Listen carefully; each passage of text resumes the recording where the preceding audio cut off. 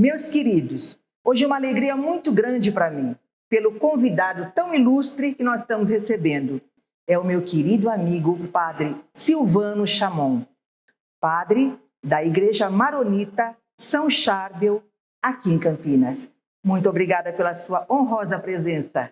Querida amiga Antônia Maria, muito obrigado, eu que agradeço. Uma alegria muito grande para mim estar aqui hoje com vocês e nessa conversa tão boa. E eu já me sinto abençoada. Tenho certeza que o Senhor já está abençoando todos aqueles que nos assistem. Amém. Que Deus abençoe a todos nós e principalmente aqueles que estão nos assistindo também. Padre Silvano, o que é a Igreja Maronita? Qual é a sua origem? Muito boa pergunta, Antônia, porque muitas vezes fica uma dúvida sobre a identidade da Igreja Maronita, se ela é católica ou não é, se é uma igreja da onde que são as raízes. Então, primeiro para explicar sobre a Igreja Maronita, precisamos entender a Igreja Católica em si, a Igreja Católica Apostólica Romana. A Igreja Católica ela é formada por 24 igrejas particulares. Um desses ritos particulares, que é uma igreja própria, é o rito latino, que é a igreja comum da grande maioria dos brasileiros, como, por exemplo, a Igreja Santa Rita, as igrejas aqui perto de nós, no bairro. Então, são igrejas católicas de rito latino. E a Igreja Maronita é uma também das demais igrejas católicas, só que elas são de origem diferente, que elas são de origem do Oriente Médio. Como tem igrejas particulares da África, tem de outros países no mundo, a Igreja Maronita, ela tem como origem da Antioquia, que é uma região do Oriente Médio, e a grande bênção da Igreja Maronita, ela ter sido fundada também pelo próprio São Pedro. Antes dele ir para Roma, ele teve uma parada ali na Antioquia e ele evangelizou aquela região e ele fundou a primeira comunidade que depois se transformou em uma igreja maronita. Por isso que a Igreja Maronita, sendo fundada pelo apóstolo, ela sempre foi em plena comunhão com a Santa Sé, com o Santo Padre. Ela é a única igreja católica desses 24 ritos que eu falei. A Igreja Maronita é a única igreja que nunca teve divisão nela, ou cisma.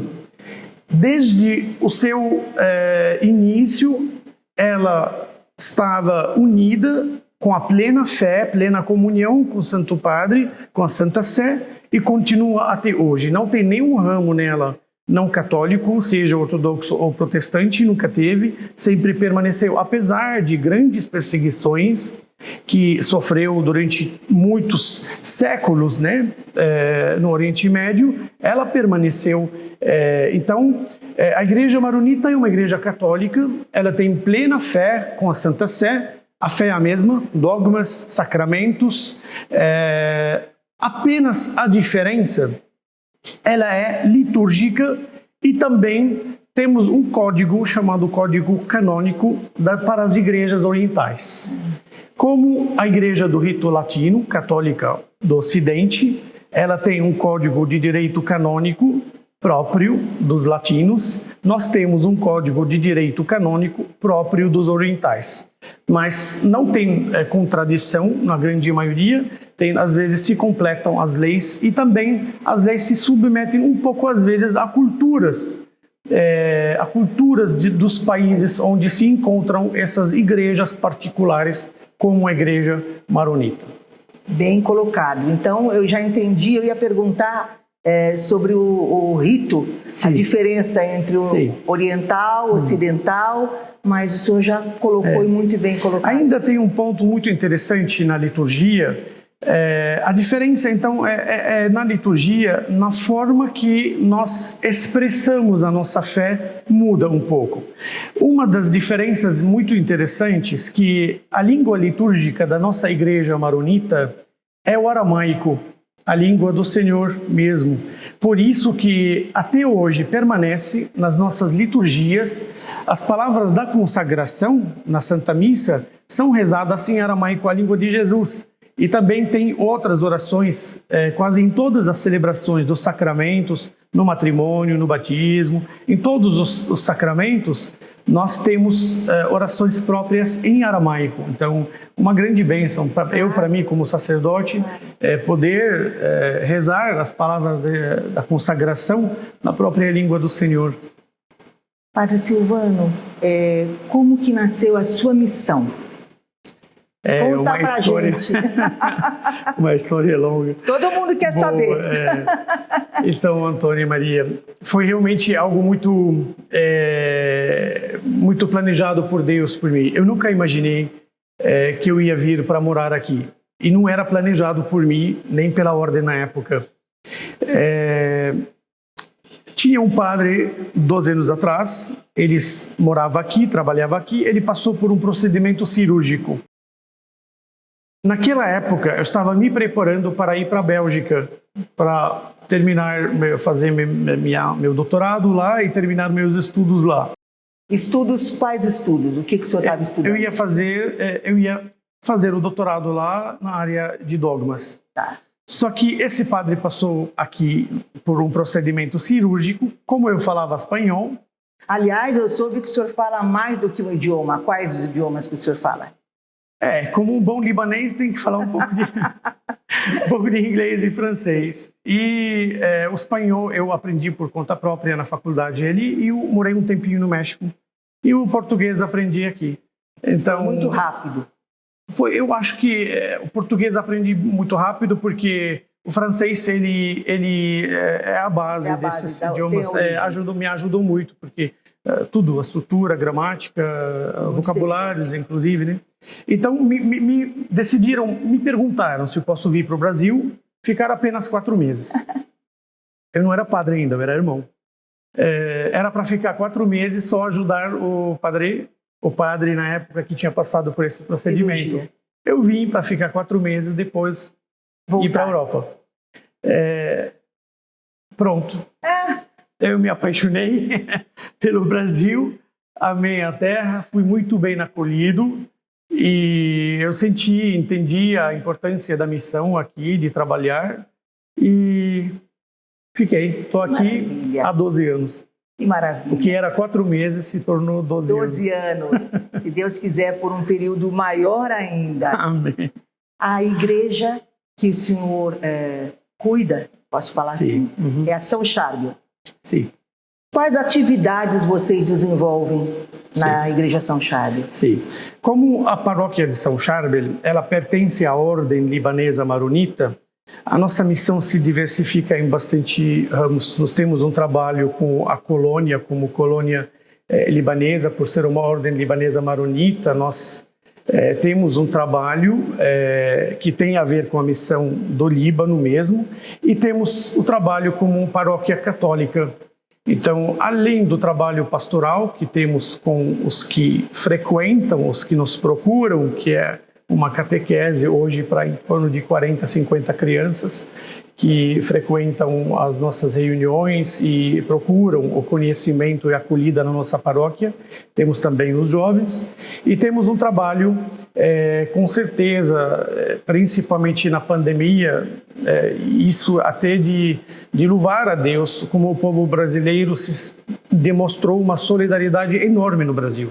Todas as igrejas, sejam católicas, sejam protestantes, sejam espíritas, todos os centros religiosos, eles se demonstraram muita solidariedade com o próximo.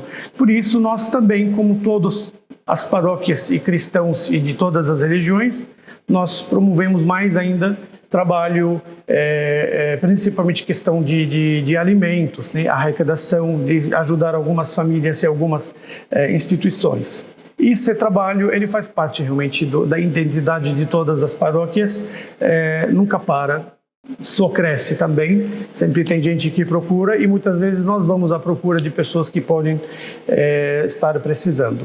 E nós estamos iniciando agora um projeto que parou durante a pandemia, mas nós vamos retomar justo agora esse mês, É um trabalho que vai trabalhar com uma parte da sociedade que muitas vezes fica um pouco do lado, que são os idosos nos asilos. Nós estamos iniciando um grupo que vai ser grande de número de pessoas, tem profissionais de saúde que vão colaborar, tem teólogos que vão nos ajudar. Nós vamos fazer um trabalho, se espalhar nos asilos de idoso, começando por Campinas, dar uma assistência humana, um carinho, um abraço, levar Jesus, dar a comunhão, celebrar missas nesses asilos, fazer atividades com eles, porque eu sempre tive essa queda pelos idosos, porque eu pessoalmente sempre amei de conversar com pessoas com bastante idade ou pessoas mais idosas, porque é um conhecimento que, se nós não aproveitarmos da experiência deles, o nosso futuro está perdido. É verdade. E o passado em vão, já foi em vão. É verdade. Por isso também, muitos desses idosos, eles serviram as nossas igrejas. Muitos desses idosos, eles eram ministros, muitos deles criaram famílias enormes, e a igreja tem a consciência que ela precisa se preocupar com essa parte dos queridos nossos que estão morando em asilos, que não tem muitas vezes não temos acesso muito livre a eles. Então, esse grupo será o nome dele, Sede Santos. Que lindo. Sede Santos, porque a santidade é a nossa meta de vida e a nossa vocação. Maravilhoso, Padre Silvano. E os refugiados costumam vir para cá? Para Campinas não veio muitos. Refugiados libaneses nunca teve, porque para ser refugiado tem que ter uma licença específica sobre isso pelo governo, tem que ser qualificado como refugiado, né? Dependendo da situação do país de origem. O Líbano hoje não está em guerra, por isso o libanês não é refugiado. Ultimamente foi a Síria, devido à triste guerra que aconteceu durante muitos anos, né? Então, mas para Campinas veio muito pouco. Então, nós ajudamos algumas famílias que vieram, mas depois também essas famílias acabaram indo para outras cidades que tenham mais oportunidades ou mais... Claro, eu soube de algumas, ajudamos algumas também vieram, que vieram da Síria, Isso. E fazendo comida árabe, as pessoas comprando, ajudando de alguma forma. Isso. E eu falei, nossa, é um porto seguro para eles aqui, os sírios. Então vocês acolheram e acolhem, seja libanês, seja sírio, seja... Olha, o Brasil é a terra que ensina para o mundo o que quer acolher. Porque o Brasil é a terra de todo mundo. De todo mundo, verdade. A terra... eu, como estrangeiro, eu nunca me senti estrangeiro desde que eu cheguei. Porque o Brasil ele dá aula para o mundo inteiro como acolher um estrangeiro, como acolher uma pessoa que... o Brasil é emocionante nesse sentido. Padre Silvano, quem frequenta a Igreja São Charbel? Só descendentes ou libaneses? Sim. Então, a paróquia de São Charbel, como ela é uma paróquia católica, frequenta a paróquia de São Charbel simplesmente quem adota esse rito, quem ama, quem consegue rezar bastante, quem se encontra nesse rito, porque não há nenhum impedimento canônico de pessoa de rito latino de frequentar. Tanto que no Brasil... não tem um censo muito claro, mas pelos dados que temos, tem descendentes de libaneses mais que 10 milhões no Brasil. Praticamente são mais que o dobro do que tem no Líbano. Então, todos esses cristãos que se refugiaram no passado do Líbano, ou da Síria, ou de outros países que são orientais, hoje eles são acolhidos também nas paróquias latinas. Sim. Por isso a paróquia é paróquia. Então eu me orgulho muito por todos os meus paroquianos que são descendentes, que são brasileiros, que são italianos, que são sírios, que são de Brasil, como falamos, terra de todos, e a paróquia é de todos também. Como é a rotina de um padre? A rotina de um padre. A rotina de primeiro, claro, nós temos uma rotina particular como religioso, tem as orações próprias, cada ordem tem sua liturgia das horas, as orações, além da missa que ele celebra diariamente, mas tem também o trabalho pastoral dele e a rotina de uma paróquia. A rotina do padre tem muitos improvisos, porque o padre pode ser chamado a qualquer hora para dar uma unção no hospital e ele tem que estar sempre disponível, disposto, porque a gente sabe que a doença não espera e às vezes a pessoa precisa nesse momento a pessoa precisa da presença de um sacerdote. Então, mas a gente tem horários fixos na paróquia de confissões, de atendimentos, além dos outros trabalhos com música que eu amo bastante também. Conta pra gente. A gente tem um coral aqui, inclusive uns anos atrás, saímos até no jornal aqui, que é um coral aramaico, o primeiro da América Latina, regido por um libanês. Olha que maravilha! O nosso coral é bem bonito, inclusive hoje são os 3 corais já cantam em aramaico a língua de Jesus. Então antes era um só coral, que ele cantava os cantos em aramaico, eu ensinava e eu escrevo transliterado as palavras, usando as letras latinas com as palavras em aramaico ou em árabe. E o meu povo ama, adora, então eles aprendem, se esforçam, eles têm uma rapidez muito grande para aprender a cantar. Tem vozes lindas, então convido também quem está nos assistindo para ir um dia participar, conhecer o nosso rito e ouvir os cantos em aramaico. Quais os dias que vocês se reúnem? As nossas missas são quinta e sexta às 18 e sábado às 17 horas e domingo às 10h30 e às 18 horas. Às 18 horas no domingo? Bom horário.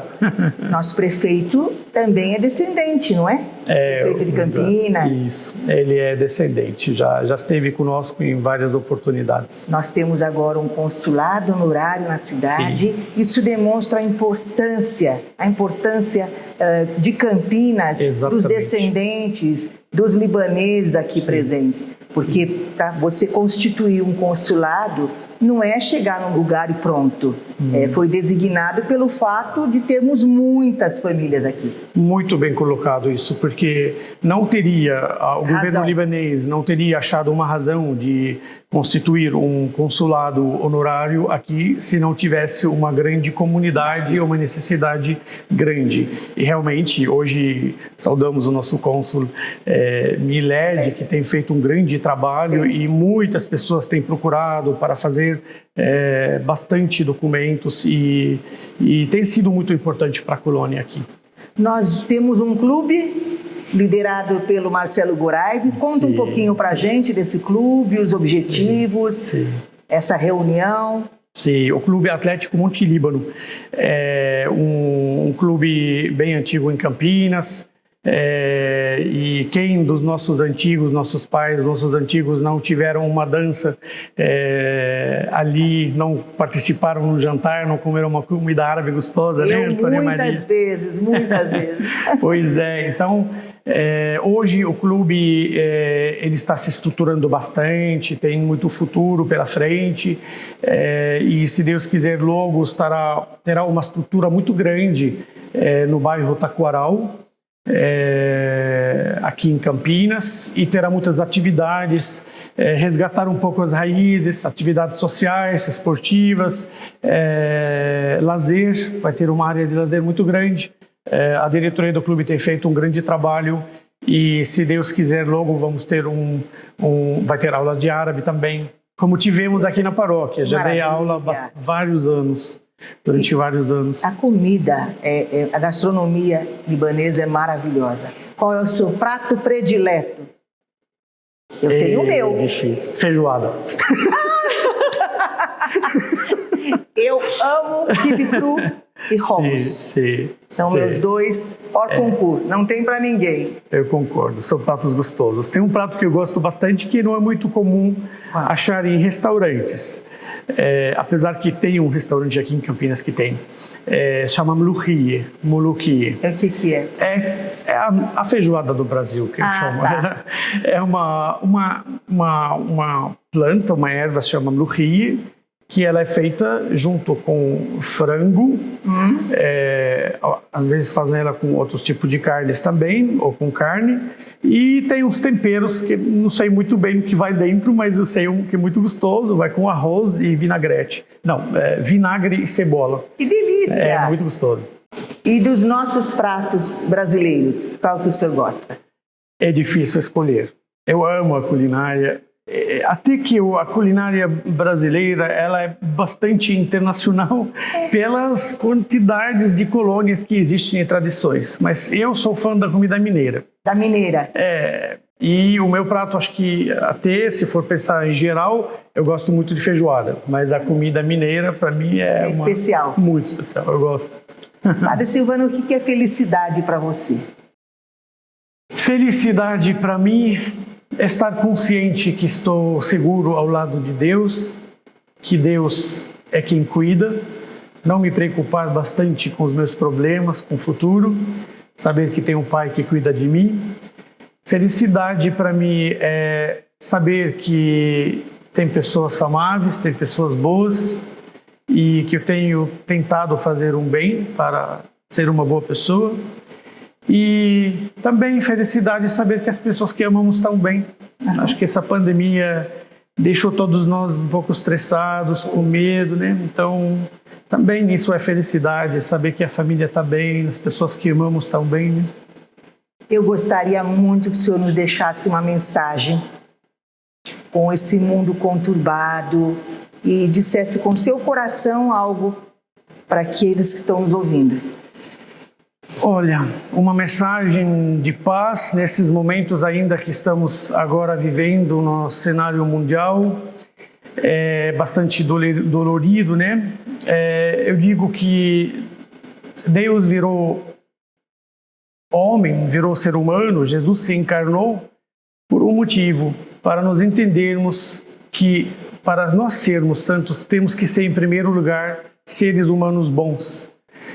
Não adianta e não importa termos poder, não importa termos dinheiro, não importa termos estudos, ter conhecimento, se não somos seres humanos bons em primeiro lugar.